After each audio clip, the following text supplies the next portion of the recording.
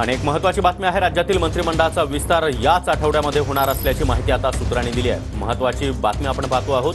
राज्य मंत्रिमंडळाचा विस्तार याच आठवड्यामध्ये होणार अशी माहिती आता सूत्रांनी दिली आहे। या संदर्भात अधिक माहिती देण्यासाठी आमचे प्रतिनिधी विनायक डावरुंग सध्या आपल्या सोबत आहेत। विनायक, याच आठवड्यामध्ये मंत्रिमंडळ विस्तार होणार, सूत्रांची माहिती आहे।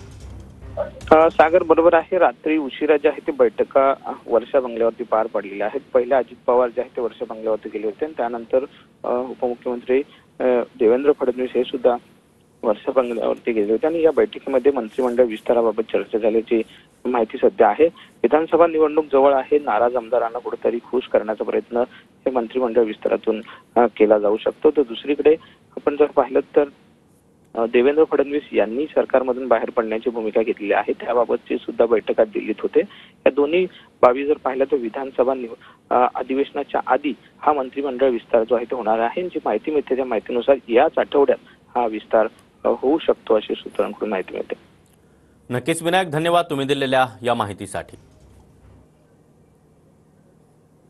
तर राज्यातील मंत्रिमंडळाचा विस्तार याच आठवड्यात होणार असल्याची माहिती आता सूत्रांनी दिलेली आहे। याच पार्श्वभूमीवर काल रात्री अजित पवार आणि एकनाथ शिंदे यांच्यामध्ये जवळपास 1.5 तास चर्चा झाली आणि या बैठकीनंतर उपमुख्यमंत्री देवेंद्र फडणवीस हे देखील मुख्यमंत्री एकनाथ शिंदे यांच्या वर्षा निवासस्थानी दाखल झाले। त्यांच्यामध्ये देखील 2 तास चर्चा झाली आहे। तर भाजपच्या आमदारांना